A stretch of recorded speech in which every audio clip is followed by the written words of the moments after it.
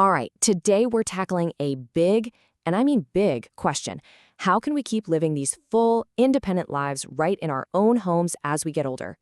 Look, it's not about just crossing your fingers and hoping for the best. It's really about building a smart, actionable plan for your future.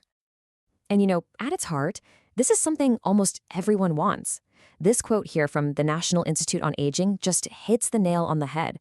It's about that feeling of familiarity, of comfort, and yeah, of having control over our own lives. That desire for independence, that's the bedrock for everything we're going to talk about. So there's actually an official term for this whole idea: aging in place. But what does that really mean? It's way more than just, staying put. The words to focus on here are the big ones: safely, independently, and comfortably. It's all about creating an environment where you can actually thrive, not just get by. Okay, so here's the absolute key takeaway. The best time to plan for this stuff is before you need it. Seriously, thinking about it now, before things get urgent, gives you the power to make really thoughtful decisions, not just reactive ones. It's the difference between actually designing your future versus just letting it happen to you. Of course, turning this goal into a reality means we gotta face a few common challenges head on. So let's start by looking at some of these, hidden hurdles. And it's so important to remember, these are not failures. They're just natural changes that we can absolutely plan for. So why does this even happen? Well, it's rarely just about clutter. There are real reasons behind it. Physical things like arthritis can make even simple tasks feel like a huge chore. And then there's the emotional side. Our belongings are tied to so many memories. It can be really, really hard to let go. Plus, you add in things like chronic health issues or the huge task of downsizing, and yeah, it can all feel completely overwhelming. Understanding these root causes, that's step one. So that brings us to the big question, right? We know what we want, and we see the hurdles. But how do you actually turn that desire for independence into a reality? How do we take back control? Well, the answer is all about having a proactive plan. This is where we stop just worrying about the future and start actively shaping it. Think of this plan as your roadmap, the thing that will help you create a home that truly supports your independence, not just for now, but for the long haul. And the payoff for doing this? It's huge, and you feel it right away. An organized space means you're literally safer, less risk of trips and falls. It makes life so much easier when you can find what you need, like your meds, without a frantic search. That feeling of control, that does wonders for your mental health. And of course, keeping important stuff within easy reach is a game changer. It's all about making your environment work for you, not against you. All right, so let's start building this plan. We're going to start with pillar one, the safe and organized home. This is all about the physical space itself, the practical, actionable steps you can take to make your home safer and way more functional. Okay, if you remember one thing from this section, make it this: start small. Seriously, the thought of organizing a whole house, it's totally paralyzing, right? But what about just one drawer? Or clearing off a single countertop? Now that feels doable. Those little wins build momentum and make the whole thing feel so much more manageable. And here's a super simple system to help you with that small start.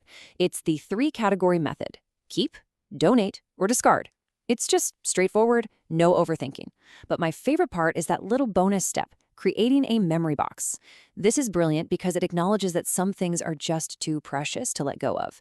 It gives those special items their own honored place, so you get to keep the memory without creating the clutter. Now, this little chart here is a fantastic room-by-room guide. It points out a common hazard and then gives you a really simple solution. So like in the kitchen, you've got stuff that's hard to reach. The fix is just to move everyday items to arm's reach. Easy. In the bathroom, slippery floors are a big one, so you install grab bars and non-slip mats. And the living room? Securing those loose rugs and tangled cords creates safe, clear pads to walk. See? These are small changes that make a huge, huge difference. And this quote, this is so important. It doesn't matter if you're doing this for yourself or helping a parent or loved one. This whole process can be really emotional. It takes a ton of empathy and patience. The goal is never, ever to judge someone's habits. It's about shifting the focus to a new goal. Hey, let's work together to make this home safer and more comfortable for the future. Okay, a safe home is absolutely crucial, but it's only one part of the equation. So our second pillar is about something just as vital: our social and emotional well-being.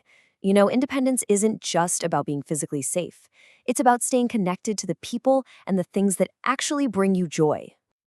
Look, social isolation is a really serious challenge, but the good news is technology gives us some pretty powerful tools to fight it. Feeling lonely or disconnected? Video calls can make you feel like you're right there with family and friends, no matter how far away they are. Worried about not having support in an emergency? A simple phone is literally a lifeline. And if you feel like you're cut off from information, the internet opens up a whole new world of hobbies, news, and community events. But hey, it's not all about screens, right? Staying socially active can be as simple as picking up an old hobby you loved or maybe volunteering for a cause you really care about. You could join a local club, take a class, even just scheduling regular trips to a park or a museum can provide that routine and connection we all need. The key here is just being intentional, actively building that social time into your life. So let's pull all this together. When you focus on these two big pillars, having a safe home and living a connected life, you're doing so much more than just aging in place. What you're really doing is building a foundation for a future where you can truly thrive. And let's be super clear about one thing. The goal here is not perfection.